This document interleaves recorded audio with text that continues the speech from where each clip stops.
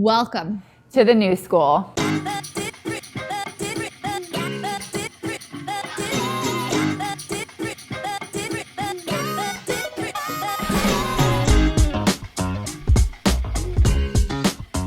What we wanted to do was talk about the concept of authenticity and vulnerability in an industry that has typically been super buttoned up, super professional, and a little bit old school.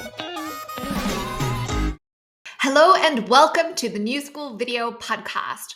When my friend Stacey McKinnon, who is the Chief Operating Officer and Chief Marketing Officer at Morton Wealth, was telling me about how she had implemented a new leadership and management style at Morton Wealth that really defied convention, talk about challenging and throwing out the status quo, and the impact it was having on productivity, fulfillment, prospect pipeline, and growth. I said to her, Stacey, you've got to come on the New School podcast and share this with people in our industry. So if you've been feeling like the way that your firm is growing or not growing, and that it's being affected by potentially your management or leadership style, and that there's a different way, that there's got to be a better way to do it, then this is the episode for you. So Stacey talks about how her firm has been implementing the concept of a brave new work. So it's all about moving from process-orientated, widget-orientated culture or stoplight culture to more strategic thinking and roundabout culture. So just think about that if you were driving your car and you came to a stoplight or a roundabout, the different skills that it would require. When growth and also the war for talent is such a topic of conversation in our industry, I know you're going to love this one because it creates answers and a real life experience of what potentially growing your firm a different type of way could look like. Let's get started. If you've been wondering how to structure your organization to drive growth and to apply management and leadership frameworks or structures to drive motivation and inspiration across your team, you're in luck because this is the episode for you. We're so excited to have Stacey McKinnon, who is the CMO and COO of Morton Wealth, to talk us through and share her journey and her story of implementing what could be perceived as some really non-typical, what we'd like to think about as new school ideas in the business, including taking away some approval layers and process, the way it's impacted your team and really accelerated productivity and growth. Stacey, thanks for being here. I'm so happy to be here. So Stacey, we wanted to have you on the podcast because you shared such an amazing story in terms of taking away approval process from, you said to me, your financial planning team, when you said to them, like, what is something that's just like a burden for you? What feels like heavy? And they said, every time we have to have a financial plan approved, and you said, okay, let's take away that approval. Now what are we going to do?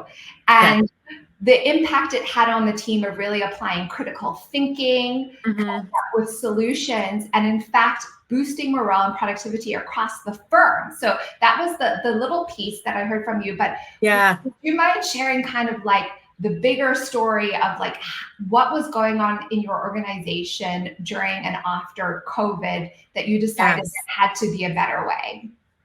Yeah, it's a really good question. And I think I'm probably not alone in this comment, which is just COVID culture was terrible. It was just not fun for anyone. I feel like all of our organizations got so disconnected, and leading into COVID, there was a lot of conversations at conferences and within the industry around like what makes a good culture. And I think that we had gotten on track with that. I mean, for a long period of time, firms were run kind of like Mad Men, the old episode where it was like all of the advisors and then all of the operations team in the center of the room. And there was like a disconnect between all of those things. But we kind of got past that in 2019. And even in our organization, we focused on building a culture of trust and mutual respect and care for one another. And then COVID happened and we all kind of dispersed into our own homes and working remotely. And honestly, we're taken over by fear and all the things happening in the world. And our organization just started to lose the foundation. And I think the foundation was really the foundation of relationships. And so in early 2022, we had found that our culture had gone to the place of like, we weren't having fun anymore. It wasn't that enjoyable, the work that we were doing. And we knew we had to fix it. And so we made some like pretty critical decisions in our organization. And the result was that we had quite a few people that either left or we asked to exit. And we had this like new beginning that we had to start. But we also had to reflect on what happened to our culture during that period of time that made it so that it wasn't as beautiful as we thought it was probably in 2019. And in reflecting on that, we realized that scaling an organization can be good, but it also can be kind of traumatic. To go from mom and pop to institutional, you have to go through what I call like the teenage years, those years when like nobody has good photos, because it's just not great. It's not great. And so we were in those teenage years going from an organization of 18 people to 55 in the 10 years that I've been at Morton. We just didn't know how to like keep that comfortable vibe and culture without and we made some mistakes along the way, to be honest with you, in how we were approaching it. So in reflecting on that, I searched for like whatever materials I could find that would help us to get over the hump, whether that was better leadership training, better management training, better like books on how to scale an organization, how to team better. And I ran across a book and a podcast called Brave New Work. So in Brave New Work, they basically propose that American business does it wrong, that we're so obsessed with scale and efficiencies and every widget being made the exact same way that we actually strip autonomy, creativity, entrepreneurship, and decision-making from our people and our team. And when I listened to this podcast and I read this book, I thought, oh, man, like we accidentally did that. Like in our good intentions to scale an organization, we accidentally made people feel kind of repressed, like they had to follow all the rules, that they had to ask for permission for every step of the way. And we ultimately like realized, I think through this podcast and through the book, that wasn't the company we wanted to be. That wasn't what we wanted to do. And so we brought this to the team and we said, this is a new way we want to work. And we started small because you can't implement radical change fast.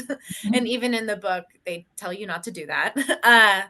But the story that you just told, one of the first things we did is we asked our financial planners the question from the book, which is, what's stopping you from doing the best work of your life? And that was like they took it in and they were like, what is stopping me from doing the best work of my life? And like you mentioned, they said, financial plan approvals are stopping me from doing the best work of my life. I don't like going to my manager and getting my plan approved. It stresses me out. I don't like, it makes me feel like I'm not independent or entrepreneurial or not a professional in my own right. So I just asked, well, let's take it away. And then they were nervous about that because I think in some ways it's a safety net too, to have your plan approved before it goes out to a client. So I said, okay, well, what would make this safe to try? They said, well, why don't we do collaborative checks with our other planners? Like have one of the other planners check our work and then we'll see if like that works. It's been about 4 or 5 months now of them doing that. And all of my planners are better at their job. They're collaborating more. They care about the plan. They're learning faster because they're checking each other's work.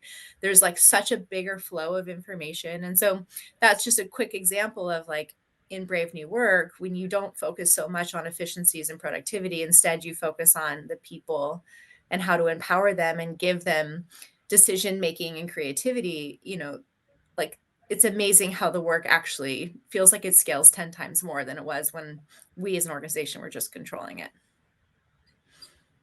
So I'd love to have you tell us a little bit just about the trajectory of the firm, because I think that I heard you say going from a mom and pop shop to an institutionalized RIA, and going from when you started 10 years ago, 18 people, to currently 55. Obviously, a lot of transition.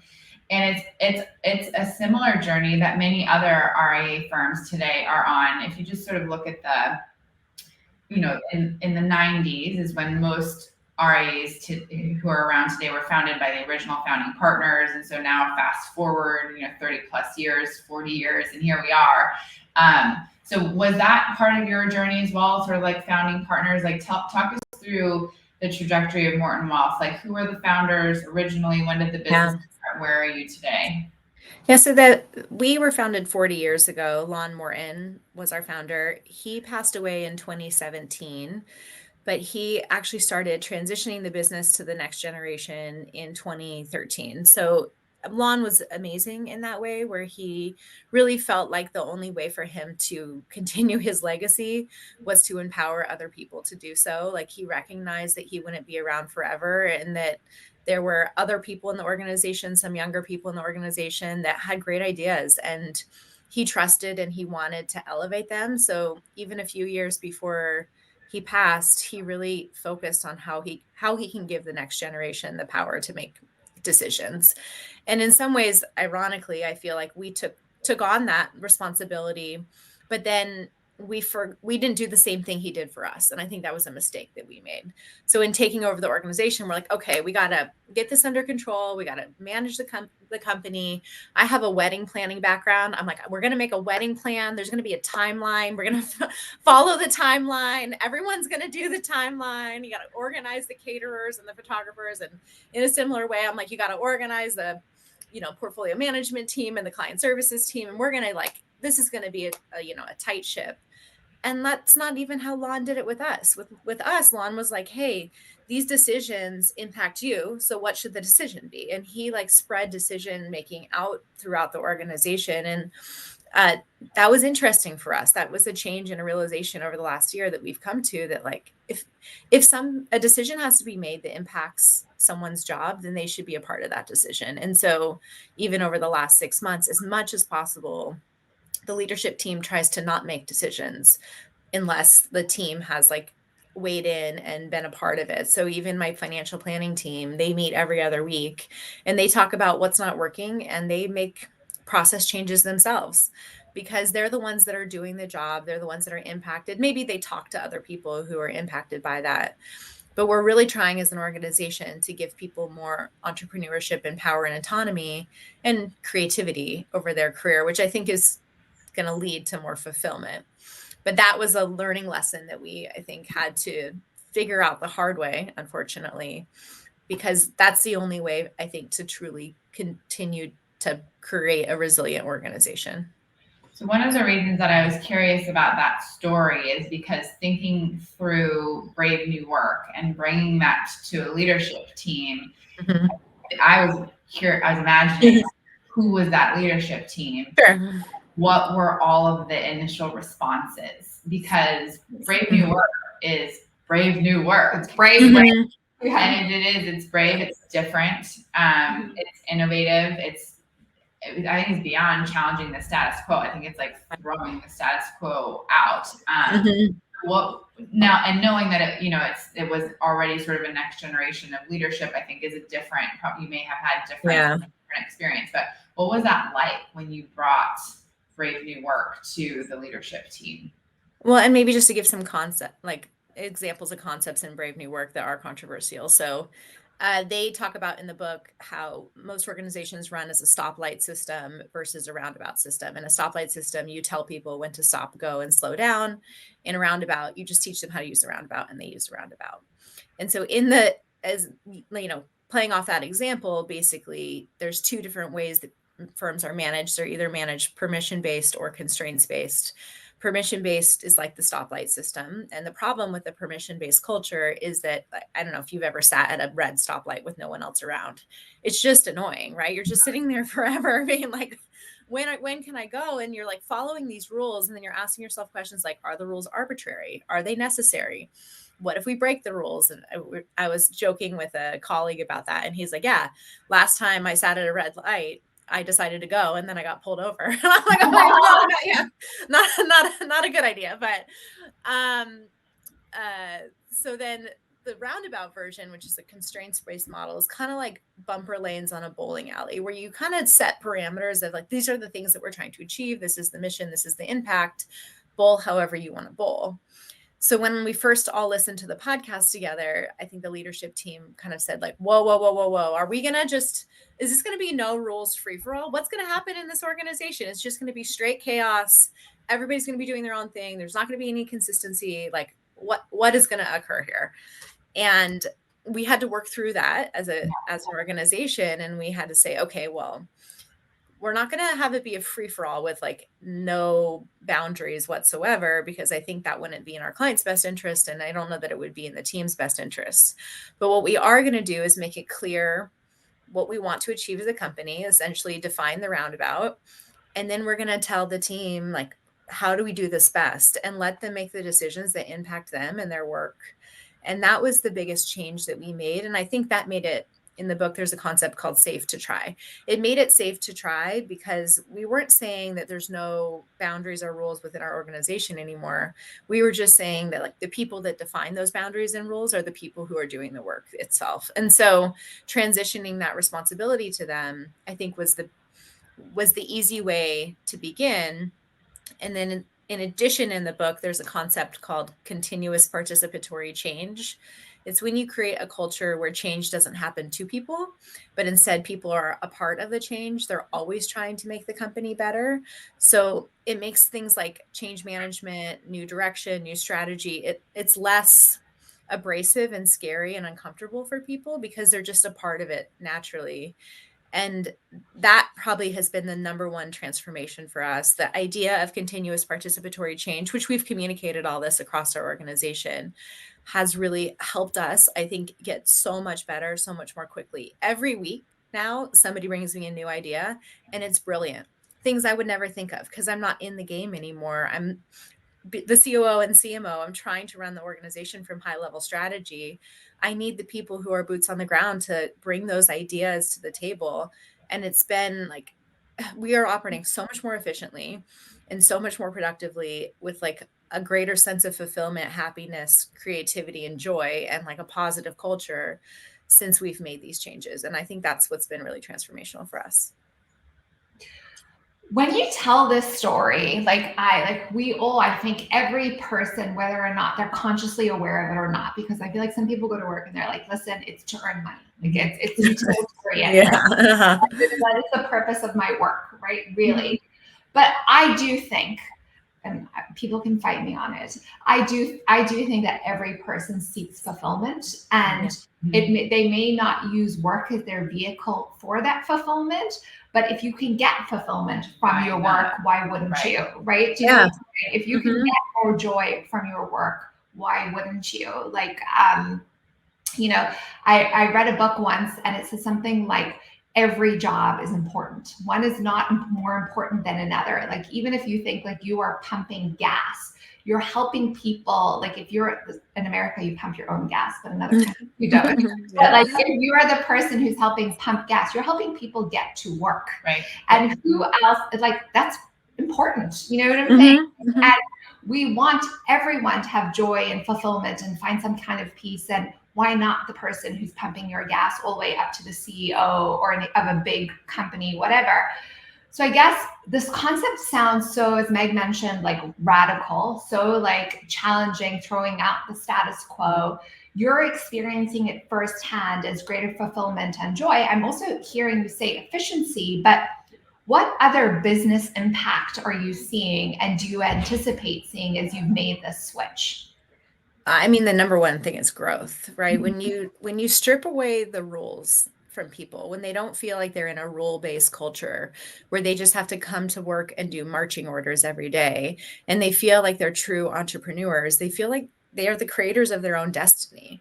They're excited to contribute to either the team or the company or themselves and make a bigger impact. And so the number one thing we've seen, especially over the last 6 months, is that our like leads, our pipeline has gotten bigger, our prospecting has gotten better, our new client growth and wallet share growth has both increased.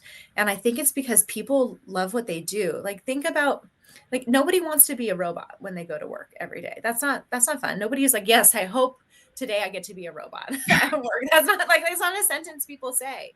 They usually say, like, I hope that my work leads to impact, meaning, fulfillment. I love the idea of being creative or spontaneous, or like seeing the smile on my client's face when I help them work through a challenge that they were faced with, and then they finally feel that sense of peace and freedom. And I think if your culture is one that's more repressive and rule-based and permission-based, it is natural for people to feel like robots, even if they're advisors and entrepreneurial themselves.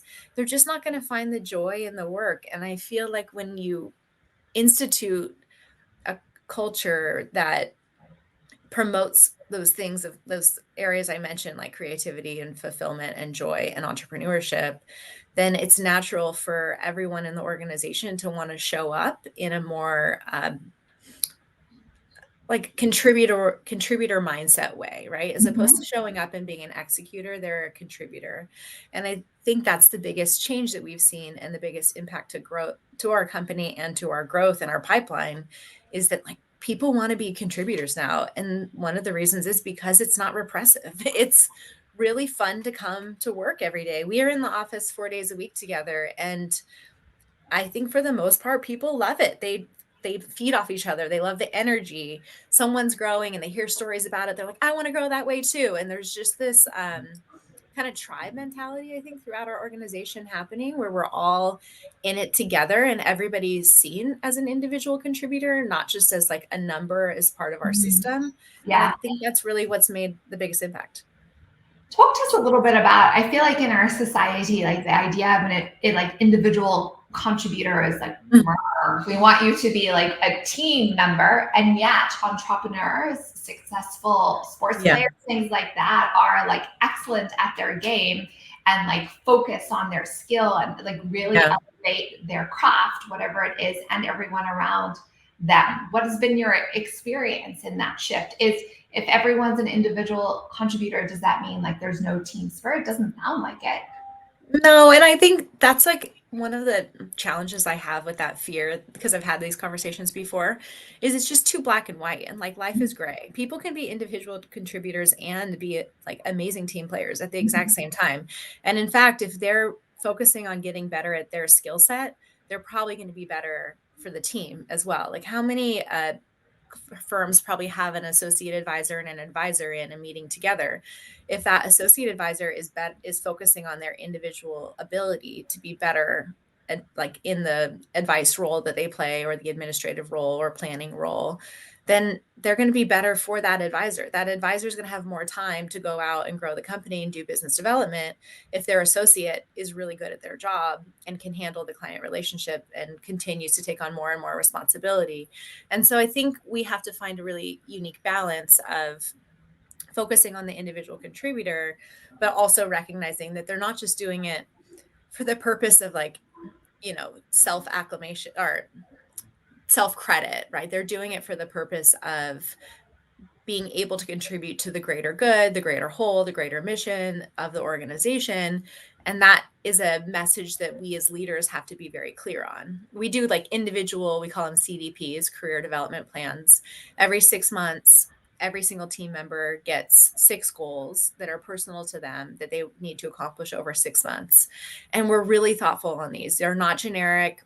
They don't come from a binder. They're specific to that individual and what they need to grow in their career. Because I have some associates where communication and storytelling skills is the only thing holding them back from growing. And so that's all we focus on for 6 months. And I could have someone else in the exact same role where they're amazing communicators and storytellers, but they need to refine their technical abilities. And that's their goal for 6 months. And so I think if you treat people as individuals and you help them be successful, and they know that you're in their corner and that you are dedicated to helping them to get to where they want in their career, they're going to then reflect back to the organization and help the organization get to where the organization needs to go. And I think that there's too much of this like black and white thinking on this topic. It can be gray, and I think it's better, in fact, if it is gray. I think that, you know, hearing the story of Morton Wealth is really, it's highly satisfying. I'm trying to think of a better word for it, but to go back to what we're talking about with like the arc of the RIA community, you know, 30, 40 years ago when Morton Wealth was founded, you typically had these founders who were sort of like pioneers and who believed there was a better way to deliver client service in this RIA capacity. But they were very strong. It's strong networks, strong relationship building capabilities. And they sort of had that business mindset. And then as the RA community continued to sort of mature, then we had sort of the transition around fee-based planning and like different comp models and decoupling investment management and working with TAMPs or outsourced CIOs. And then we got into the whole M&A craze, which was growth was often driven through acquisition. And now where I feel like we are is like this beautiful arc in the industry where businesses like Morton Wealth are demonstrating how running a business with a really intentional mindset and in a way that's like very hyper authentic to you and the leadership team at Morton Wealth and the overall business, and thinking through things like organizational management and teaming and professional development and coaching and all of these things. Like there are so many now opportunities for businesses within the RA community to think about driving towards growth. And to your point, it works, right? And so it's exciting for us to think through, to be able to have this opportunity, Stacey, to be able to sort of like share the story. What are some of the things in this transition from 2022, Brave New Work, to today? What are some of the learning lessons or the things that haven't worked as well as you thought that they would work? Yeah, so I guess just in the REA space in general, one of the challenges that we all have is that we're naturally quantitative thinkers. It's what we do all the time, right? We tend to like measure things and need results and measure and ROI, and we like focus on the numbers, and that's part of who we are and what we need to achieve as an organization. So it's very tempting to like define success by the numbers, but I think we forget that like we're all humans. And so we're not all numbers. There's a qualitative aspect to this that has to be considered within every single organization. And sometimes like having specific metrics for things is not the best way to incentivize success. Instead, like helping people find their intrinsic motivation, their why, what makes them get up every morning and be excited about work, and then make sure that the organization gives that to the team member. That's not oftentimes going to be a much more successful equation than like the carrot and the stick model where we either incentivize or punish for certain behavior. Instead, I believe that the best team members and the best RAs out there, they're very intentional about the qualitative side, the intrinsic motivation, and how to drive behavior by helping people feel like seen, valued, heard, and that they're an important part of the company and the growth of the company. So just that's one note that I would say in the industry, sometimes a mistake I see is too much focus on the quantitative and not enough focus on the qualitative side of running these organizations. In terms of mistakes that we've made along the way, I think that there's a few things that we have to be careful of. One thing is that we probably were too passionate about whether something would work or not work, instead of measuring whether or not something is just safe to try. And we didn't have a great system for trying things and then reflection. We were kind of like, we think this is going to work, go. Instead of like, we're going to try this, and then in 1 month, we're going to get feedback on this piece of it. And then in another month, we're going to get feedback on this piece of it. And so we still, to this day, are working through like what our feedback loop looks like when we try new things. What does it mean for us to reflect? How do we tweak along the way?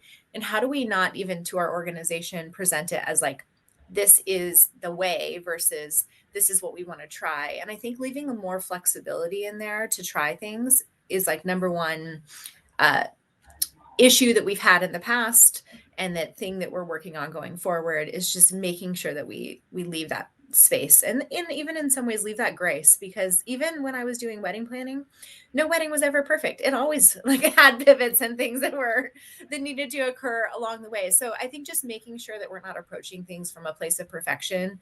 One issue I see happen a lot of times, even like at the leadership table, is people are expected to pitch an idea or a presentation and have every single detail worked out in advance. And that's just not realistic. Like there has to be some acceptance for the unknown, and that things are going to be worked out along the way. So that's probably one thing I would share, is just the principles of trying and reflecting, and like that being something that we all as an organization have to be more comfortable in that unknown.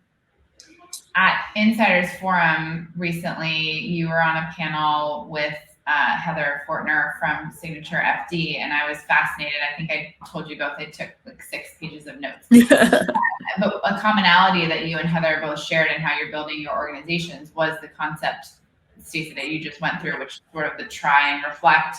I think Heather was calling it an experimentation mindset. And there's a lot that goes into that, because you have to have the autonomy and the empowerment within an organization in order for that to work. And I think we're aligned at Ficomm with that, because we view marketing as one great big experiment. And you have to have the ability, which is sort of like a framework, to understand what's our hypothesis for this specific problem that we're solving. You have to have the framework, and then you can make the hypothesis, and then you just test. Yes. To your point, we're all human, and so are the consumers that we're all marketing to. And so we can have a really well, thought out, strategic, quite informed hypothesis, but we have to test what works in the market in order to know if our hypothesis was correct or not. And by the way, it's never 100% correct. Like, that's not the point of experimentation, to get it right on the first time.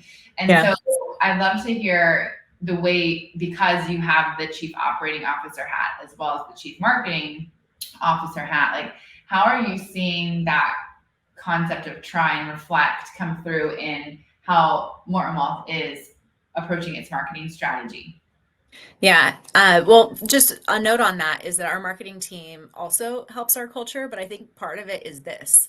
Like, our marketing team they're like our SEAL Team 6. They're like the team that everybody's so grateful that they have, and like didn't know they need it, but are like really excited that they have it. And if you walk around our office, there's a guarantee that every 30 minutes there's massive bursts of laughter coming from the marketing room. Just people it's like they're like magnetic to it. They just like go there and go there and go there and just want to try. Even my marketing team sometimes I think is like, hey, I got to work. Like, you guys got to take a break. But in terms of like marketing strategy and how, like, I think that leads to fulfillment, there's a reality in marketing that like, one size doesn't fit all, right? Every time you make a social media post, or you communicate something, or you write a article, like there's a guarantee that half the people will like it and half the people won't like it. Like, it's not even an option for that, right? So I think because you're speaking to a specific audience and you want to engage with someone, like, I even think when I do any social media work, like, I know that if I make a post, like, I usually try to write in the first line what the post's about, because there's some people that'll be interested in that and some people that won't be interested in that. And you know what? That's fine. Like, that is totally fine. The question is, are you impacting the people you intend to impact? And so when we do any marketing work, whether it's events that we run, or our social media strategy, or our communication strategy, we're constantly just trying new things out. We did a investor symposium last week. We had 250 people come. It was an all-day event. We did 20-minute mini sessions throughout the day. So we had an investment stage and a planning stage, and we did these little mini sessions. And you know what? We've never done 20-minute mini sessions before. The year before, we did hour panels, and we were like, should we try it? And the answer is, sure, why not? Like, let's just try this year and do 20-minute mini sessions at our conference, and then we'll know whether or not it works. And then we'll decide next year if we should try something different. But there's no guarantee anything is going to work on the marketing side. You have to just continually be willing to test it out. And the answer was the 20 minutes mini sessions were such a huge hit. We did 20 minutes with 10 minutes in between. So people could choose the investment stage or the planning stage, kind of similar to if you were at a conference. And people loved it. They just kept switching back and forth. They were excited. We did 8 of them, so over a 4-hour period, and it was such a huge success. So we will continue doing 20-minute mini sessions next year, but you just don't ever know unless you try, I think that's such a beautiful place to end this. And, if you're someone who's listening and they want to explore first steps in this radical but highly creative, joyful, leading to fulfillment and growth, by the way, who doesn't want that? Can you just share what the name of the podcast and book is, and we'll link it in the show notes? Yeah, so the name of the book is Brave New Work. The podcast episode is on the Knowledge Project, which is Shane Parrish, and Aaron Dingnan is the name of the author of the book. So you can just kind of search that, and then they'll also link it in the show notes. But it's definitely a new way of thinking and a new way of working. I don't recommend just listening to the podcast. I recommend reading the book as well, because the book does give you more of a step-by-step play book of how to implement this in the organization. And the answer is it's a slow implementation. Yes. You can't change a culture overnight. And in fact, that's not the point of the book. The point of the book is you have to empower a culture, and then the culture will change. And that's really the exciting part about it. That is so exciting. We ask every guest, Stacey, what does the new school mean to you? Oh, the new school means to me that we should never accept the status quo, that what got us here won't get us there.